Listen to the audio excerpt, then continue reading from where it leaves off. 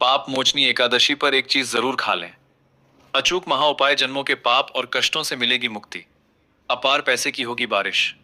भक्तों, क्या आप जानते हैं कि आपके जीवन में जो अचानक से बीमारियां आती हैं, जो पैसा आते आते रुक जाता है, या घर में हमेशा एक अनजानी सी उदासी छाई रहती है, उसका असली कारण क्या है? ये आपके इस जन्म के नहीं, बल्कि पिछले कई जन्मों के वह सूक्ष्म पाप हैं जो एक साए की तरह आपका पीछा कर रहे हैं। लेकिन ब्रह्मांड के सबसे रहस्यमयी और शक्तिशाली दिनों में से एक पाप मोचनी एकादशी वह तिजोरी है जिसकी चाबी सिर्फ एक खास चीज को खाने में छुपी है। एक ऐसी चीज जिसे अगर सही समय और सही विधि से ग्रहण कर लिया जाए तो सदियों के श्राप टूट जाते हैं और साक्षात माता लक्ष्मी आपके घर का रास्ता खोज लेती हैं। पर सावधान, अगर आपने इस दिन वो एक भयंकर भूल कर दी जो आज के समय में हर दूसरा इंसान कर रहा है, तो इस एकादशी का पूरा पुण्य एक झटके में भस्म हो सकता है।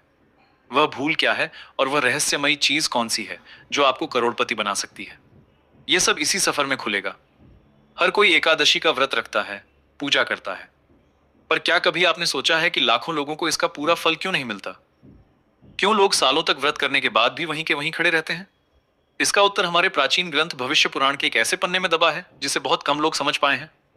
पाप मोचनी, जैसा कि नाम से ही साफ है, पापों को जड़ से उखाड़ फेंकने वाली शक्ति, यह सिर्फ एक उपवास का दिन नहीं है। ये वो खगोलीय समय है जब भगवान विष्णु की ऊर्जा पृथ्वी पर सबसे ज्यादा जागृत होती है।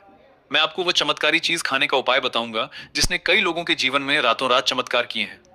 लेकिन उससे पहले आपको उस श्राप के बारे में जानना होगा जो जाने अनजाने में आपके घर में प्रवेश कर चुका है। वह रहस्य जो एक अप्सरा और एक महान लिच की कहानी में छिपा है और जिसका सीधा संबंध आज की आपकी परेशानियों से जुड़ा है। कल्पना कीजिए एक घने जंगल की, जहां चित्ररथ नामक एक रहस्यमय वन था। इस वन में हर तरफ देवताओं के फूल खिलते थे।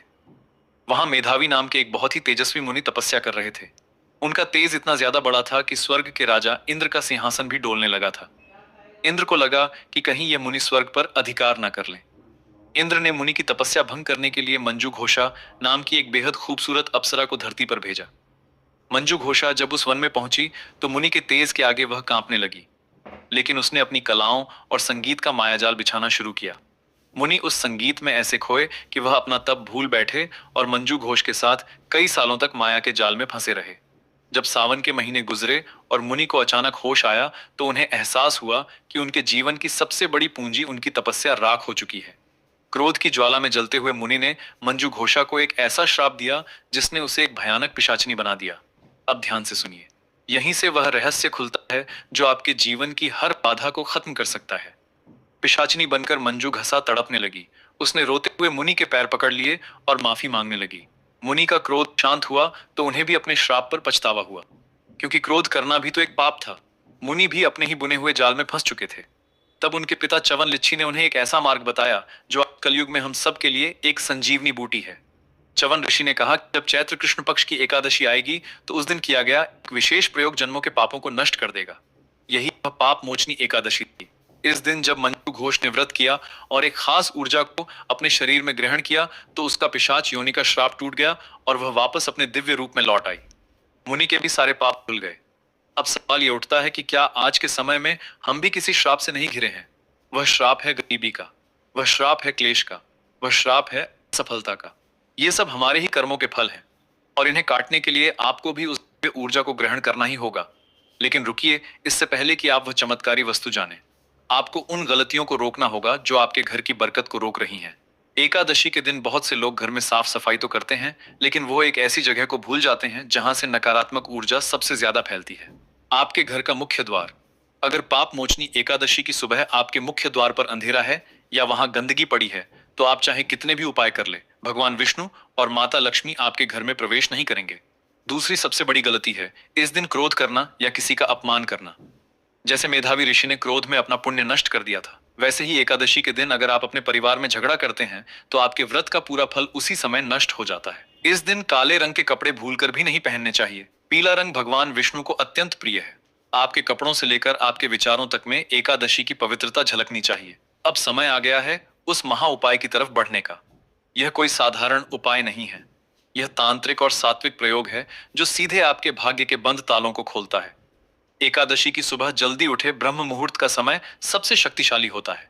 जब पूरी दुनिया सो रही हो तब ब्रह्मांड की सबसे शुद्ध ऊर्जा धरती पर बह रही होती है। उस समय स्नान करें और पानी में थोड़ा सा गंगा जल या हल्दी जरूर मिलाएं।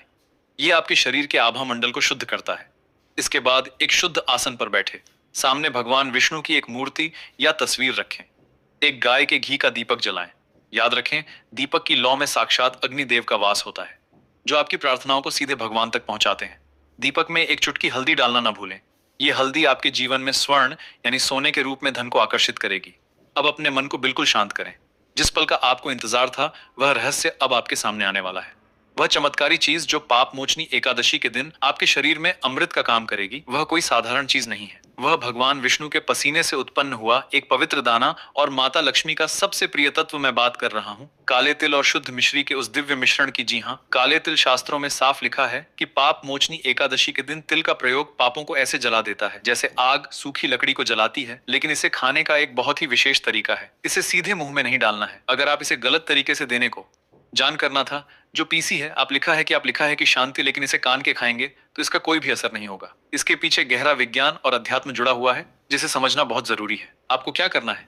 एकादशी के दिन शाम के समय जब सूरज ढल रहा हो और रात आ रही हो, उस गोधूली वेला में भगवान विष्णु के सामने बैठे एक कांसे या पीतल की कटोरी लें। उसमें थोड़ा सा गाय का शुद्ध दूध डालें। अब उसमें 11 दाने काले तिल के डालें और थोड़ी सी मिश्री मिलाएं। सबसे महत्वपूर्ण बात, इसमें एक तुलसी का पत्ता जरूर डालें। बिना तुलसी के भगवान विष्णु कोई भी भोग स्वीकार नहीं करते। अब इस कटोरी को अपने दाएं हाथ में रखें। अपनी आंखें बंद करें और उस परम शक्ति का ध्यान करें। अपने मन में उन सभी कष्टों को लाएं जिनसे आप मुक्ति पाना चाहते हैं। अगर आप कर्ज से परेशान हैं तो उस कर्ज को खत्म होते हुए महसूस करें। अगर शरीर में रोग है तो उस रोग को अपने शरीर से बाहर निकलते हुए देखें। पूरे विश्वास के साथ भगवान विष्णु के महामंत्र ओम नमो भगवते वासुदेवाय का 108 बार जाप करें। हर एक जाप के साथ यह महसूस करें कि आपकी उस कटोरी में रखा हुआ मिश्रण एक चमत्कारी औषधि में बदल रहा है। जब आप जाप पूरा कर लें तो उस कटोरी को भगवान के चरणों में छुआएं। अब वो सिर्फ दूध, तिल और मिश्री नहीं रहा, वो भगवान का प्रसाद बन चुका है। वह ऊर्जा का एक ऐसा स्रोत बन चुका है जिसमें ब्रह्मांड की सकारात्मक तरंगें समा गई हैं। अब बहुत ही श्रद्धा के साथ उस प्रसाद को ग्रहण करें। जब वह प्रसाद आपके गले से नीचे उतरेगा तो आपको महसूस होगा कि आपके अंदर की सारी नकारात्मकता बाहर जा रही है। काले तिल आपके पिछले जन्मों के पापों के प्रभाव को सोख लेते हैं। मिश्री आपके जीवन में आने वाली खुशियों की मिठास को दर्शाती है और गाय का दूध आपके शरीर और आत्मा को शुद्ध करता। मारतेत सनित मारतेत मारतेत, यह एक ऐसा तांत्रिक प्रयोग है जो कभी खाली नहीं जाता। जिन लोगों ने भी पूरी आस्था के साथ इस प्रयोग को किया है, उनके जीवन में ऐसे चमत्कार हुए हैं जिन पर विज्ञान भी हैरान है। क्या आप जानते हैं कि तिल को इतना महत्व क्यों दिया गया है? हमारे प्राचीन शास्त्रों में यह बताया गया है कि जब भगवान विष्णु ने वामन अवतार लिया था, तब ब्रह्मांड की रचना के समय उनके शरीर से जो पसीने की बूंदें धरती पर गिरी थी, उन्हीं से तिल की उत्पत्ति हुई थी। इसलिए तिल में सीधे नारायण का अंश होता है। जब आप पाप मोचनी एकादशी के दिन तिल को मंत्रों की शक्ति से अभिमंत्रित करके ग्रहण करते हैं, तो आप सीधे नारायण की ऊर्जा को अपने शरीर में प्रवेश करवा रहे होते हैं। और जहां नारायण की ऊर्जा होती है, वहां से दरिद्रता, बीमारियां और दुर्भाग्य अपने आप भाग जाते हैं। यह कोई अंधविश्वास नहीं है, यह ध्वनि और पदार्थ का एक गहरा विज्ञान है। आपके बोले गए मंत्र उस दूध और तिल की संरचना को पूरी तरह से बदल देते हैं और उसे एक ऐसी औषधि बना देते हैं जो आपके भाग्य को सुधार सकती है। लेकिन यह उपाय यहीं खत्म नहीं होता। एकादशी का व्रत और उपाय तब तक पूरा नहीं माना जाता जब तक आप द्वादशी के दिन सही समय पर पारण नहीं करते। अगले दिन सूर्योदय के बाद सबसे पहले किसी जरूरतमंद को भोजन करवाएं या गाय को चारा खिलाएं। अगर आप ऐसा नहीं करते हैं तो आपका सारा पुण्य किसी और को चला जाता है। यह एक बहुत बड़ा रहस्य है जो अक्सर लोग नजरअंदाज कर देते हैं। द्वादशी के दिन पारण करते समय भी अपने भोजन में थोड़ा सा तिल जरूर शामिल करें। यह आपके उपाय को पूरी तरह से सील कर देता है, एक कवच बना देता है आपके और आपके परिवार के चारों तरफ, जिससे कोई भी बुरी नजर या बुरी शक्ति आपके घर में प्रवेश नहीं कर पाती। अगर आप विशेष रूप से धन की समस्या से जूझ रहे हैं, अगर आपके ऊपर बहुत बड़ा कर्ज हो गया है जो उतरने का नाम ही नहीं ले रहा है, तो इस काले तिल के उपाय में एक छोटा सा बदलाव और कर सकते हैं। शाम को जब आप भगवान विष्णु के सामने वह कटोरी रखें तो उसके साथ एक छोटा सा पीले रंग का कपड़ा भी रखें। उस कपड़े पर एक गोमती चक्र और 11 साबुत धनिया के दाने रखें। जब आप मंत्र जाप कर रहे हो तो यह मानकर चले कि माता लक्ष्मी साक्षात आपके सामने खड़ी है। जाप पूरा होने के बाद प्रसाद को ग्रहण करें और उस पीले कपड़े में रखे गोमती चक्र और धनिया को बांधकर एक पोटली बना लें। इस पोटली को अगले दिन अपनी तिजोरी में या उस जगह पर रख दें जहां आप अपना पैसा रखते हैं। आप देखेंगे कि कुछ ही हफ्तों में आपके पास पैसे आने के ऐसे नए रास्ते खुलेंगे जिनके बारे में आपने कभी सपने में भी नहीं सोचा होगा। यह उपाय सिर्फ पैसों के लिए नहीं है, जैसा कि इस एकादशी का नाम है पाप मोचनी।